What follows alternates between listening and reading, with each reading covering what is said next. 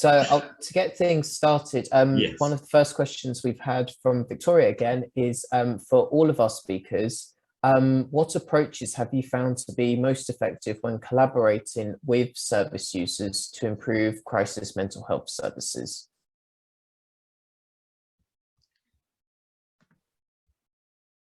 So that's probably another one for Dan. If you want to kick that one off, Dan, and then I'll try and log into the correct stream of questions would be helpful. Yeah, sure. I mean, I think the big one the service users said was they didn't have any plans, they didn't have any continuity, and they didn't have any structure. So that was the biggest thing, you know, that once they were discharged from the crisis service or the inpatient ward, there was nothing there. But brilliantly, I mean, this is the advocacy project. They were really good because they didn't, you know, they came up with a solution as well. And they said, look, why don't we have a plan? What we'd like is someone to make us a plan, and it follows us. And it's a plan for what we're going to do when we're discharged. And that was the kind of basis of where we got to, really. Other than that, I think, you know, peer support seems to work as well. People with lived experience. I mean, that seems to be good. Networks, I mean, I think the open dialogue stuff is been very popular with service users, where you have people, the service user can create their own network and bring that in to the room with health professionals. Excellent. Okay, I'm struggling to log into that second section, George, so if you wouldn't mind continuing to read out some questions, especially if we've got some for Jamie or Owen, I will continue to try and log in. Yeah, that's fine. If you go to the Back to Timeline tab at the top, Ed, then that should take you to the main agenda page, and then you just join as you did for the other sessions. But okay. Next question for Owen about what do you think clinicians could do more of to support service users, recognise and respond to early signs of mental health crisis they're experiencing? Well, for me, it's more the what's the words, like knowing that they're there. That was a really big thing for me. Like at the very beginning, I didn't know that I could go to the doctor and tell them, hi, I'm not feeling too great. And that was a really big thing. It's just knowing that they are there to speak to if I need to. I think what else really? What was the question again, sorry? Just trying to get myself off mute. So the question was about, about what do you think clinicians could do more of to support service users? It is mostly that, the knowing that they're there, and maybe some, you know, consistent back and forth between them, because there's nothing worse than when you're like that, you don't want to initiate like at all, because you feel like you're wasting their time, you feel like you're not worth being helped.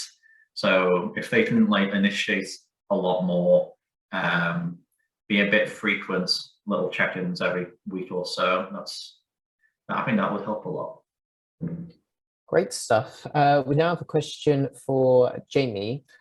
What other routes do police have to refer to you, or does this have to be via this ambulance service? For us currently at Triage in Derbyshire, police calls for support massively outweigh EMAS calls, and we find they're often passing jobs between each other before we are involved once one service is on the scene. We had the same problem between the three parties, so we launched a police version of this car in January this year, which has mitigated most of that. So we have one ambulance version of it, and now we have a police version of it as well. So we've got a nurse and 2 officers out answering their mental health calls, and ambulance then pick up theirs. So that is the police's main route now for mental health support. Does that answer the question? Sorry, I forgot what it was really. Sorry. Yeah, I think so. We've had another question. I'm logged in now, so. Oh, fantastic. There's a few. I'll try to sort of join them together a little bit so we get through as many as we can. But there's a few more about the car for Jamie. So we've got. So if I just rattle through them, and maybe you just take notes for the top lines, and we'll just kind of bunch them together.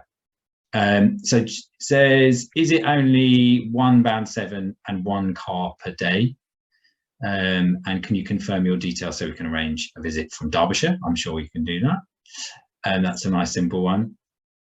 Jamie, did you have any issues with recruitment, and how did you overcome this? I kind of doubt you would. It sounds like a really interesting job, but that's for you to answer. What impact has crisis mental health training from paramedics had on improving responses to mental health call-outs? I guess that's more general beyond the car, because the paramedics have been trained. And if someone calls a GP in crisis and does not want to go to the hospital, can the GP call the mental health response car instead of 999 or referring to a crisis team?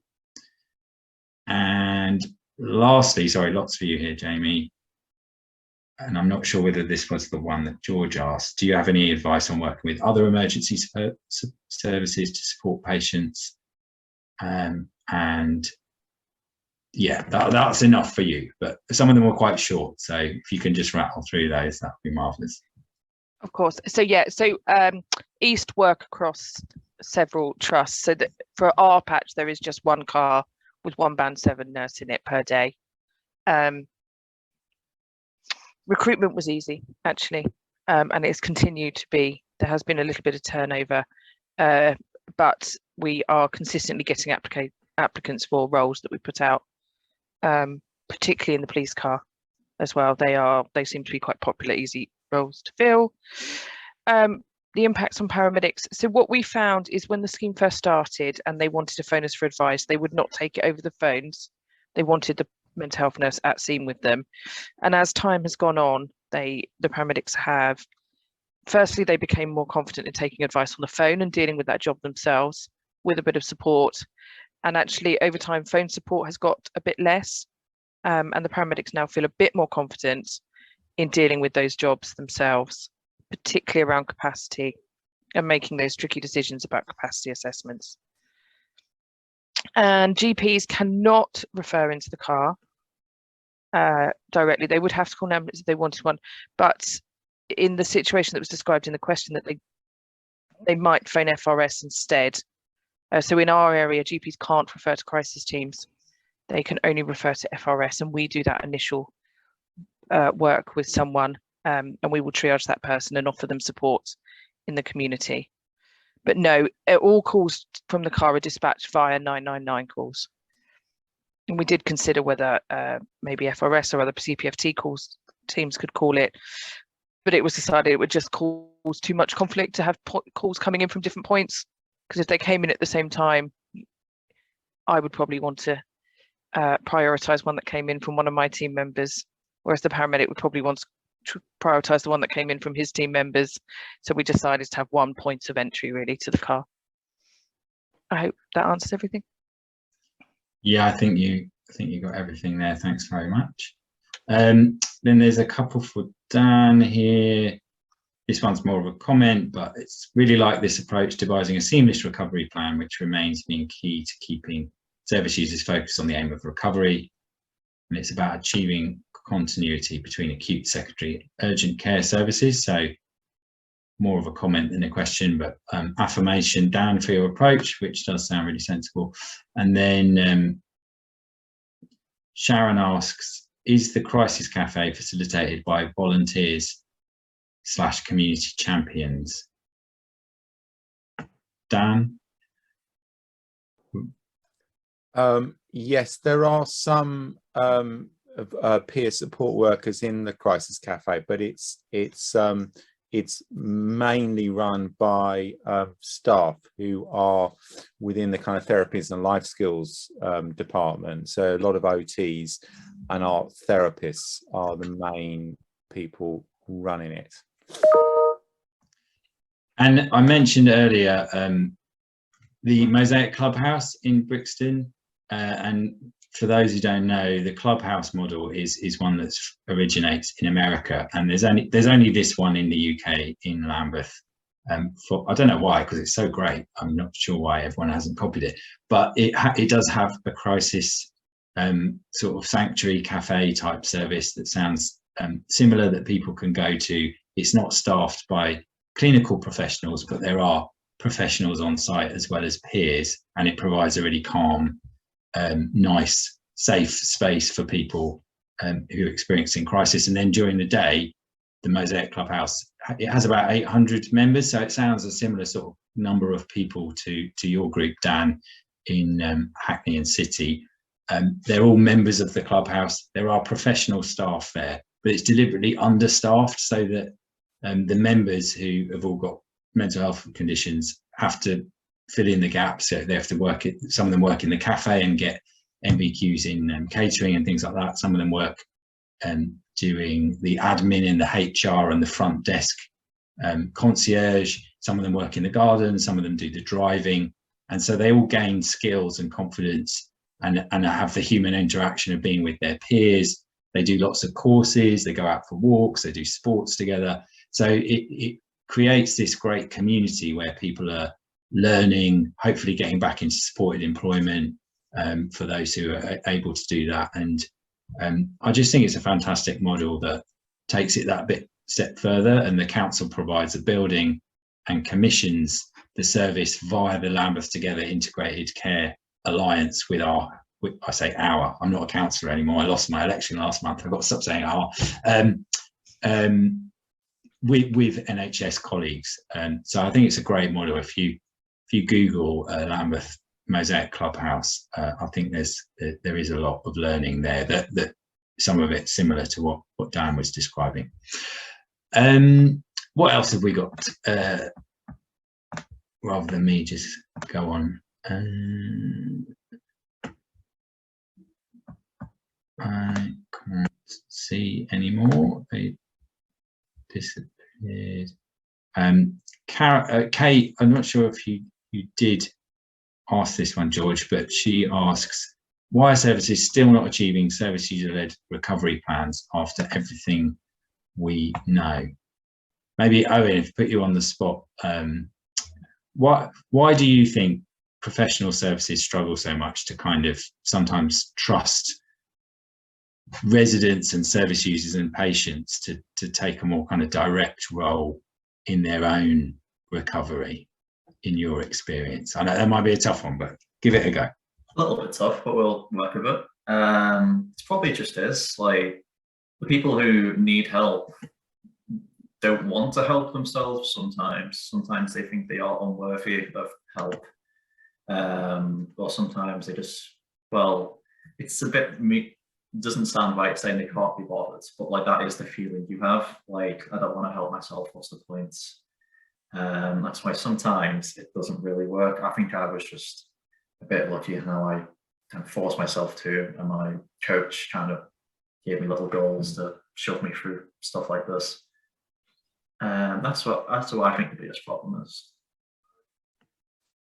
And what do you think, Dan, from a kind of service point of view? I mean, there are, like, we're all health professionals and others are trained, and they're told that they're, you know, especially doctors, no disrespect to doctors, some of them are marvelous, that they're the cleverest people in the country, and then they're trained for a very long period of time, and they have this very high status. It must be quite difficult sometimes if you're put on that pedestal to then go, you know what, I'm just going to devolve a load of power to service users and patients, like you say, Owen, some of whom are in a bit of a state and don't actually want to take decisions for themselves maybe at that particular moment. You know, how do we kind of overcome that massive kind of disjunction in the power structure where you've got these very well-trained professionals with high status, and then some people often drawn from the most marginalized communities with very low levels of status and power within our community,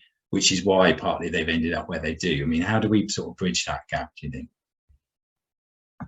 I think that it's about not losing your role, but shifting your role. And I think professionals need to move into more like a coaching role, which is very, very skilled. And I think that's actually attractive to staff. because I don't think they will really want to do everything and be sort of didactic and tell the patient what to do. I think it's also very attractive to patients, because one of the things service users keep telling us that they like the most about some of the digital stuff was the sense of power. You know, they choose who they connect with, who they share information with, because this is like a patient-owned record now. It used to be like things. So having your own record and your own stuff, your own plan that you own on your phone, and then you decide whether other people can see it, not the other way around. They absolutely love that. I think that often, though, people with severe mental illness, and all of us probably, suffer from lack of motivation. But particularly if you think of the medication people with severe mental illness have to have, and the sort of the length of time, it just wears you down. So the role of staff is definitely not diminished. It's huge. I mean, to get people to motivate is hugely skillful. It's hugely skilled, you know, and it's about having, you know, realistic objectives and breaking them down into small steps. So I think there's a massive role for staff, and I think once they get their head around it, it's important. But it is definitely a shift away from doing things to people. Yeah, it is. And you know, sometimes I've been frustrated with colleagues in our local mental health trust. I remember having a conversation. I was on the Council of Governors of South London and Maudsley, and we were talking about the disproportionality of our Black residents in the COVID infection rates and the mortality rates. And some medical colleagues said it was related to vitamin D deficiency, which reduces your immunity. And therefore we should just prescribe loads of vitamin D tablets, which is not a terrible idea, but I was a bit like taken aback by the purely kind of medical model approach, that we just have to dole out another pill, where rather than thinking about a kind of social model, which is, why is it that some of our Black residents aren't accessing enough sunshine that would give them the vitamin D? Is it because of their housing conditions? Is it because they don't have access to gardens? Is it because they're afraid of community violence or being stopped and searched disproportionately in the street? It could be, I don't know if those are part of the answer, but to think a little bit more holistically and about the social factors, and actually ask people what their circumstances are and involve them in that kind of thing. And I think that's sometimes where we, in professional services, lose some insight, is by just purely taking, someone talked about the biopsychosocial model, just the bio model, without fully appreciating the social and psychological aspects of it, which are different for different communities who have different experiences of life and of the world because of prejudice and other factors.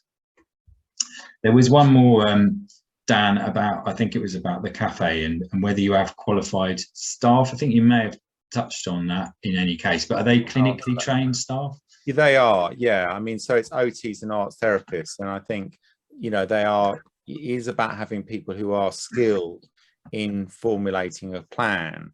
And I don't think we should underestimate that skill. It's not to say service users with lived experience couldn't be trained up as well and get qualifications, and we are looking at that.